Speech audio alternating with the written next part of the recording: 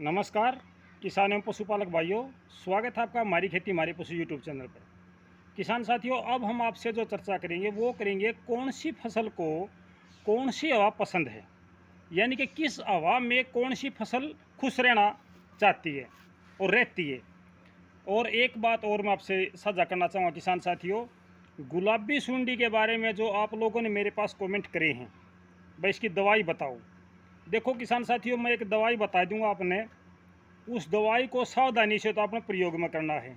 जिस किसान भाई ने वह दवाई पहले गिर ली हो, वो जल्दी से जल्दी कमेंट करके बता दे कि भाई इसका रिजल्ट आवा है कि नहीं आंदा है। क्योंकि अगर उसका रिजल्ट नहीं आंदा तो और किसान भाइयों का टोटा करवाने के, नुकसान करवाने की अपने कोई ज़रूरत कोई नहीं। ठीक है, गुलाबी सुंडी जिस खेत में आ रही है 2 किलो थाईमेट ट्रैक्टर ब्रांड की, मैं पहले बताऊं किसान साथियों, जो बात मैं बताऊं हूं उसको उसी तरीके से करना पड़ेगा।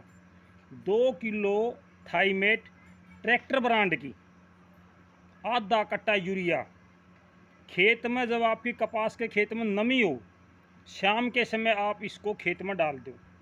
एक बार आपकी सुंडी जो गुलाबी पीली धोली काली किसी हो, एक बार सरिया न मार देगी। अगर इस दवाई से आपकी गुलाबी सुंडी नहीं मरी तो धरती पर कोई दवाई नहीं है भाई।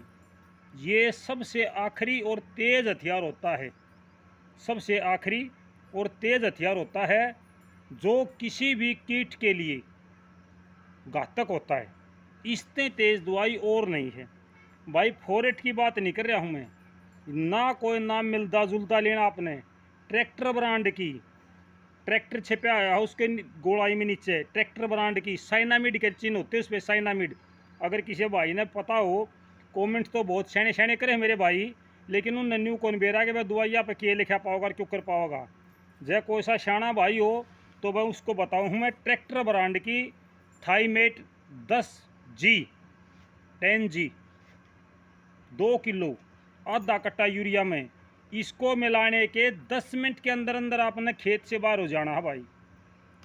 यह दवाई इतनी तेज़ है कि आदमी क्या चढ़ जाएगी। बहुत तेज़ दवाई है ये, हवा के अंदर जहर बनाती है ये, हवा में पौधे में नहीं बनाती है, हवा में जहर बना देती है। आदमी जिस खेत में थाईमेट गेर दी जाती है उस खेत के अंदर से नाग उस खेत किलो को क्रॉस नहीं कर सकती। ये जो डोज मैंने बताई है ये प्रति एकड़ बताई है, सावधानी पूर्वक प्रयोग करना किसान साथियों इसका।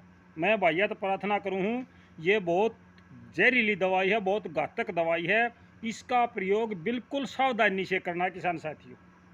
ये है गुलाबी सुंडी का। अगर किसी भाई ने इसका पहले प्रयोग कर रखा हो, फोरेट का प्रयोग कर रखा हो तो बेसिक करना रहने दो भाई। फोरेट नहीं बताई है मैंने थाईमेट बताई है और ट्रैक्टर ब्रांड की बताई है। 10 दिन तक आपने खेत के अंदर नहीं बढ़ना भाई, खेत में नमी होनी चाहिए दवाई गिरो तो। और 10 दिन तो उस किले का भीतर न्यार चारा पाड़न खातर भी ना बढ़ियो, कुछ भी नहीं करना आपने, 10 दिन दूर रही हो उससे। 2 किले दूर भी कपास होगी तो उसके अंदर भी कीड़ा नहीं होने देगी, या दवाई सी है। 3 किले दूर बता देगी कि हाँ इसमें वो थाईमेट गेर रखी है, इतनी जहरीली दवाई है। अब हम बात करते हैं कौन सी फसल को कौन सी हवा अच्छी होती है। धान के खेत के लिए पूर्वी हवा सबसे अच्छी है। अगर पश्चिमी हवा चलती है तो धान में पत्ता लपेट चौथे दिन दिखाई दे जाएगा आपको। 4 दिन तक पश्चिमी हवा चलती है। पश्चिमी हवा बहुत शुष्क हवा होती है और धान को नमी युक्त हवा, नमी हो जिस हवा में वो पसंद होती है।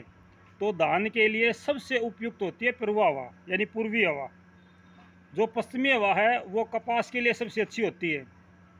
अगर पूर्वी हवा चलेगी तो कपास में नुकसान करेगी, पश्चिमी चलेगी तो कपास में फ़ायदा करेगी।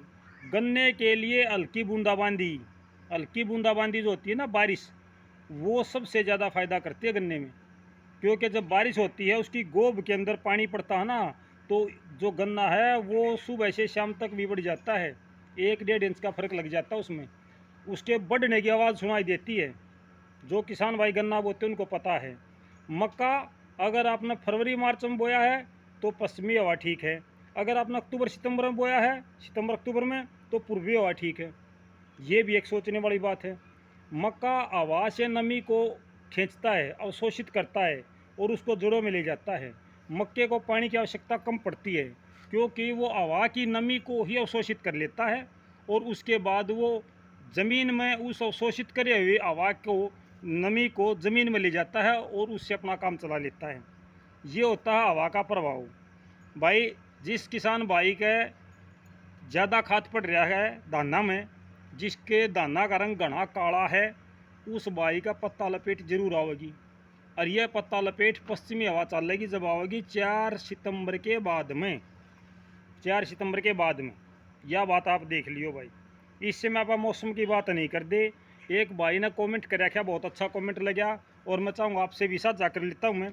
एक मनीष चहल नाम का कोई अपना दर्शक है, भाई है किसान, उसने मौसम की जानकारी वाली वीडियो पर कमेंट कर रखा है कि राम ने बरसना तो से, फिर जब बरसा जब कालर लकड़ लेगा, फिर बरसागा जब गेहूँ भी नहीं बोन देगा। तो वह मेरे को ये बहुत अच्छा कमेंट लगा मेरा भाई का।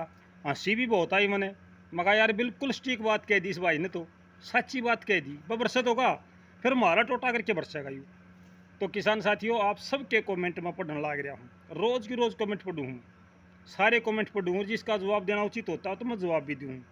भाई ये दोनों बातें आज मैंने आपके साथ साझा कर दी हैं। गुलाबी सुंडी का दवाई क्या है, उसका प्रकोप कैसे कम होगा, और हवाओं की किस फसल को आवश्यकता कौन सी हवा की है, इस बारे में मैंने आपसे अपने विचार रखे हैं, विचार साझा करे हैं। किसान साथियों, अगर किसी भाई ने विचार अच्छे ना लगे तो कोई बात नहीं भाई, हो सकता है आपको ये विचार समझ में ना आवे या मेरी बात आपने अच्छी ना लगे, सॉरी भाई साहब, समय याचना करता हूँ मैं। एक भाई ने कहा था कि बहुत लंबी वीडियो बना दी। भाई आपसे बात करते करते टाइम का पता नहीं चलता। आप खुद सोचोगे जब आप वीडियो देखो तो कितना टाइम लगा आपने, ऐसा नहीं लगता जब 2-3 मिनट में सारी बात खत्म हो गई हूँ। यू मीटर चले जहाँ यू मिनट सेकंड वाला मीटर तो चल रहा ही तो घड़ा, लेकिन भैया गेलिया बात कर दी आने टेम का बेरा कौन पड़ता भाई। तो आज दोपहर को फिर आपसे मौसम की जानकारी के साथ विचार साझा कराएंगे। कल हमारे यहाँ पर 10 मिनट के लिए हल्की सी बारिश हुई थी, उमस भी थी, पश्चिमी हवा भी थी, फिर पूर्वी हवा चली। हवा की कोई गति नहीं है, हवा की कोई दिशा नहीं है, यह बात मैंने कल बताई भी थी। और भाई ये हाल आज हो रहा है, कोई हवा की गति दिशा नहीं है भाई। तो किसान साथियों, मौसम की जानकारी आपको दोपहर को देंगे। इस समय थी आपके लिए ये जानकारी कि वे कौन सी हवा में और कौन सा जो हमारी फसल है उसके लिए स्टेबल होती है, और गुलाबी सुंडी का क्या इलाज हो सकता है, इस विषय पर मैंने विचार रखे। किसान साथियों, अपनी प्रतिक्रिया क्रिया जो भी आपके दिमाग में है कमेंट बॉक्स में लिख दियो, मैं सारी पढ़ूंगा, और जिस भाई का भी जवाब देने की बात होगी तो मैं जवाब जरूर दूंगा। एक भाई ने दे रखा था भाई, वो अंग्रेजी में कुछ दवाई का नाम था, उसके पीछे था 2 भाई। वो आपका कमेंट मैंने एक बार देखा था, फिर वो कमेंट नहीं पाया मैंने। वो दवाई किस काम आती है वो पूछी थी किसी भाई ने, के काम आओ के करना भाई, वो कमेंट लकड़ गया मेरे इसमें थे। अगर दोबारा आप भेज सको तो भेज दो भाई, मैं दोबारा बता दूंगा। मैं जिस टाइम पर वो कमेंट देखा था उस टाइम पे बिजी था, फिर उसका जवाब देना था मैंने, लेकिन मैं जवाब दे नहीं पा रहा, वो कमेंट का लकड़ मेरे प्रति। तो मैं दोबारा भेज दियो भाई, जिस भाई ने वो कमेंट कर रखा, अगर मैंने मिल गया तो मैं जवाब ज़रूर दूंगा। तो किसान साथियों, इस समय के लिए इतनी जानकारी आपसे साझा करना चाहता था। नमस्कार, जय हिंद।